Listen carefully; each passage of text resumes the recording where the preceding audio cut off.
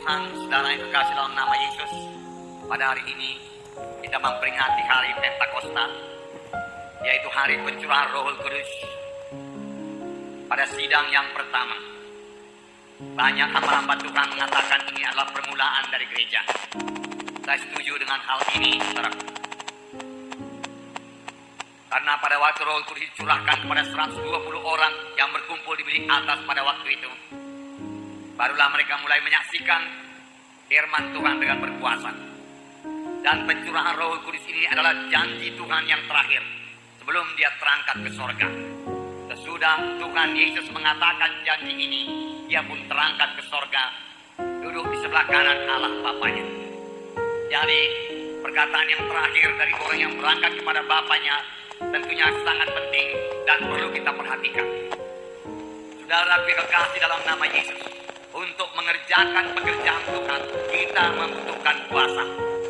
Pekerjaan Tuhan tidak bisa dilaksanakan dengan kekuatan manusiawi, dengan hikmat manusia, dengan segala sesuatu yang ada pada tubuh manusia ini, dan tidak sanggup mengerjakan pekerjaan Tuhan. Pekerjaan Tuhan yaitu untuk mengabarkan Injil, untuk memulihkan, untuk mengusir setan dalam nama Yesus, membebaskan jiwa-jiwa yang terikat, meletakkan tangan atas orang sakit lalu orang itu sembuh, tidak bisa dilakukan dengan kekuatan manusiawi kita. Kita perlu kekuatan daripada Tuhan. Demikian juga saudara dan saya tidak akan sanggup melakukannya. Bagaimanakah Tuhan Yesus mengerjakan pekerjaan Bapaknya, sehingga Tuhan Yesus sangat berhasil mengerjakan pekerjaan Bapaknya? Kita mengetahui bahwasanya pada akhir-akhir hidupnya di kayu salib Tuhan Yesus berkata, sudah genap Bapa, aku telah mengerjakan semua pekerjaan yang kutugaskan kepadaku. Aku telah menebus manusia, aku telah melucuti kuasa penguasa di udara, merusakkan pekerjaan-pekerjaan setan. Sudah genap Bapa, gerejamu sudah berdiri. Untuk itulah Tuhan Yesus datang. Tuhan Yesus mengerjakannya dengan baik. Tetapi dengan kuasa apakah Tuhan Yesus mengerjakan pekerjaan ini?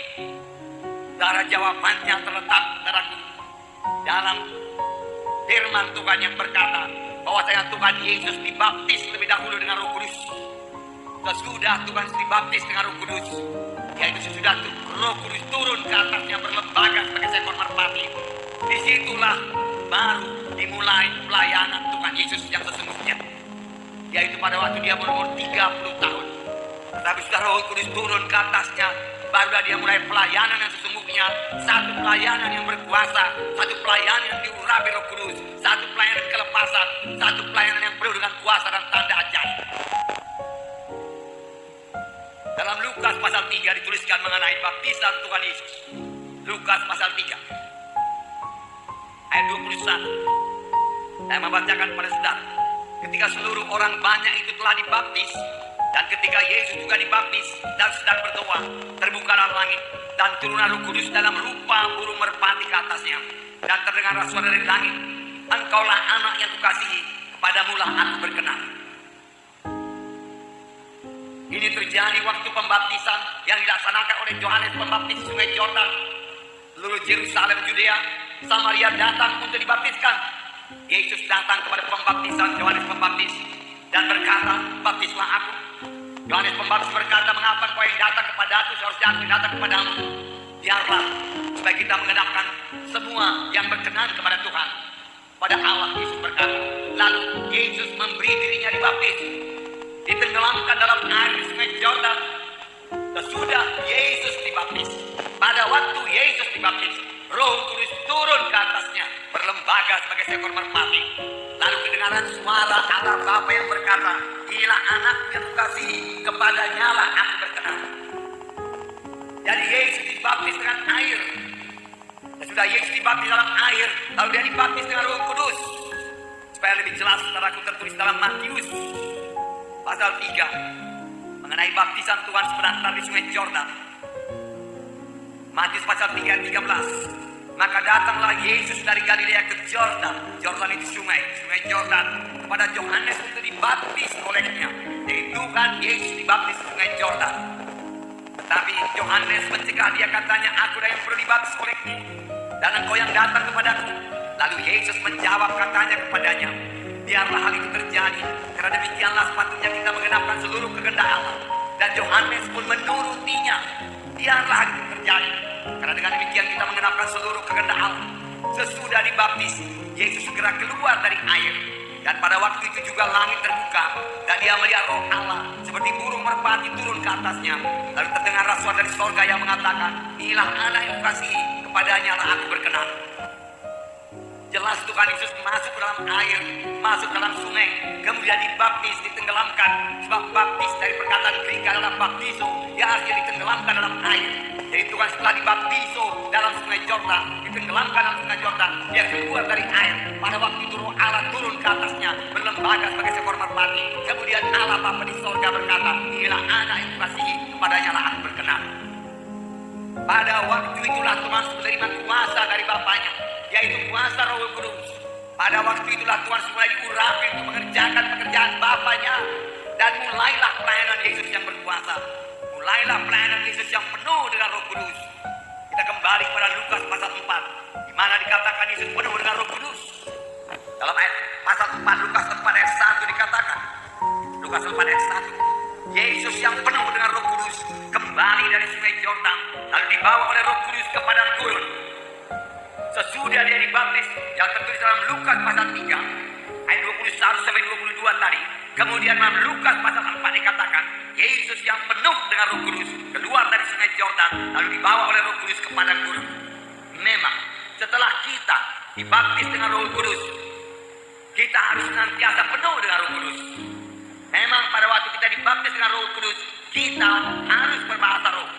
Saya percaya ini tanda daripada baptis Roh Kudus. Kemudian saudara, Yesus penuh dengan Roh Kudus, lalu dibawa oleh Roh Kudus. Dia sudah dipimpin oleh Roh Kudus, dikuasai oleh Roh Kudus, dilingkupi oleh Roh Kudus. Roh Kudus menguasai dia, lalu Roh Kudus membawa dia ke padang belantara untuk dicobai oleh setan 40 hari lamanya. Yesus tidak makan dan Yesus merasa lapar. Lalu datanglah si pencoba yaitu iblis. Iblis setan sampai sekarang mencobai kita. Tetapi biarlah kita sama sebagaimana Yesus. Kita juga punya kuasa dalam nama itu mengusirkan setan. Jika engkau anak Allah, jadikanlah segala batu ini menjadi roti. Tuhan Yesus berkata, bukan yang ada tertulis, bukan dari roti saja manusia dapat hidup. Kemudian iblis mencobai dia sampai 3 kali. Tapi dalam ketiga pencobaan itu Tuhan Yesus menang. Tuhan Yesus mengalahkan setan. Dalam ayat 13 dikatakan, sesudah iblis mengakhiri semua pencobaan itu, ia mundur daripadanya dan menunggu waktu yang baik. Kemudian dalam ayat 14 dikatakan, dalam kuasa roh kembalilah Yesus ke Galilea, dan tersiarlah kabar tentang dia di seluruh daerah itu. Sementara itu ia mengajar di rumah-rumah ibadat di situ, dan semua orang memuji dia. Dalam ayat 14 dikatakan setelah selesai pencobaan, dalam kuasa roh, bukan kuasa yang lain. Dalam kuasa Roh Kudus, Tuhan Yesus kembali ke Galilea. Dia penuh dengan Roh Kudus, dia dikuasai dengan Roh Kudus. Dan dia mulai pelayanannya. Dalam ayat 14 dikatakan, dalam ayat 18 dikatakan, dia mulai mengajar di Nazaret.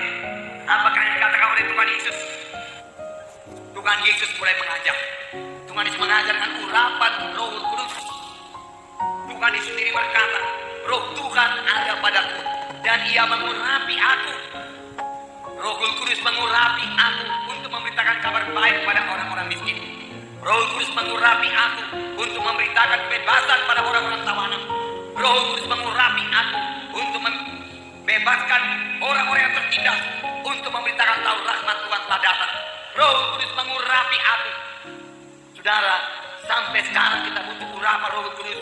Kalau kita mau memberitakan Injil, kita butuh urapan Roh Kudus. Tuhan Yesus melaksanakan pelayanan dengan urapan Roh Kudus. Dan kuasa dan tanda ajaib menyertai pelayanan Tuhan Yesus. Saudara, dikasih dalam nama Yesus. Pada hari ini adalah hari Pantekosta, hari pencurahan Roh Kudus kepada gereja Tuhan, pada gereja pertama pada waktu itu. Dan firman Tuhan berkata, inilah akhir zaman. Akhir zaman sudah dimulai 2000 tahun yang lalu. Oleh sebab itu kita tahu bahwa kita hidup pada satu zaman yang sangat dekat pada kedatangan Tuhan kedua kali. Akhir daripada akhir zaman, Roh Kudus terus dicurahkan, bertambah limpah Roh Kudus dicurahkan. Biarlah kita semua dipenuhkan dengan Roh Kudus.